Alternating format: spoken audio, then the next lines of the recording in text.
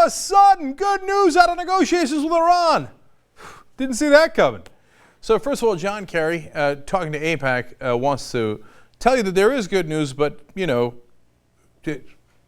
a little bit of, hey, watch it, don't get us wrong, we can bomb you at any point. So first he says, right now the window for diplomacy is cracking open.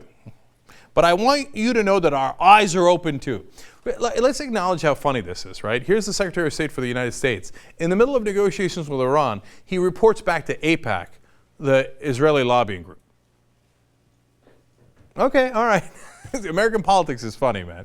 But at least there is good news. It's the window is cracking open. But he explains, while we seek a peaceful resolution to Iran's nuclear program, words must be matched with actions. In any engagement with Iran, we are mindful of Israel's security needs. Could you be mindful of our security needs? Okay, all right, fine.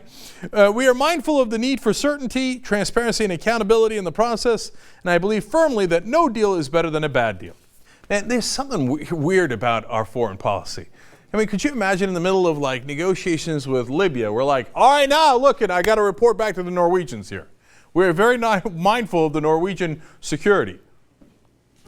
Okay, all right. Anyway, he reported back to his boss, but there is, like I said, a little bit of an opening. That's great. So a senior administration official actually adds to it and says, I've been doing this now for about 2 years, and I've never had such intense, detailed, straightforward, candid conversations with the Iranian delegation before.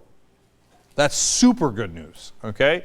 And so here's a guy who understands the context of the negotiations and says it's never been this good. Now, who's going to throw cold water on that? Of course, Benjamin Netanyahu, Israel's prime minister. He says Israel would never rule out a preemptive strike and would continue to press for peace with Iran through use of force and power. I like the idea of pressing for peace through force and power. Netanyahu might have missed the class on peace. That's not really how it works. He continues, peace is achieved when hostile countries around us understand that Israel is strong and refuses to be uprooted. I think they got that part. Yes, they understand you're willing to go to war. You've demonstrated that many times. We've got a little opening for diplomacy. Can we use that? And that's why maybe Netanyahu is so mad, because he's not a big fan of diplomacy. Now, Gary Samore, who's part of our negotiation team with the Iranians, says, look, you have to understand it's a very slow grind. On the other hand, he also says it is, quote, the best opportunity of a decade. So that is extremely good news. And the reason for that, by the way, of course, they have a new leader.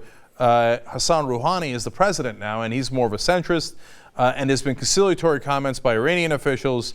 And there was even a phone call between President Obama and President Rouhani. So that's all very good news. Now we turn to Mark Fitzpatrick. He's for the International Institute for Strategic Studies. And he says, it's pretty clear that Iran will have to be allowed some degree of enrichment, but the enrichment has to be limited. Now I give you that quote because this is a huge breakthrough from our end.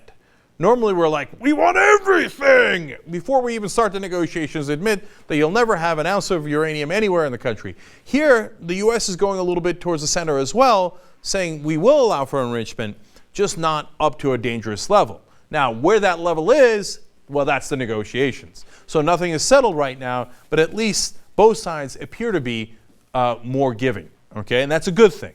And by the way, how about the hardliners in Iran?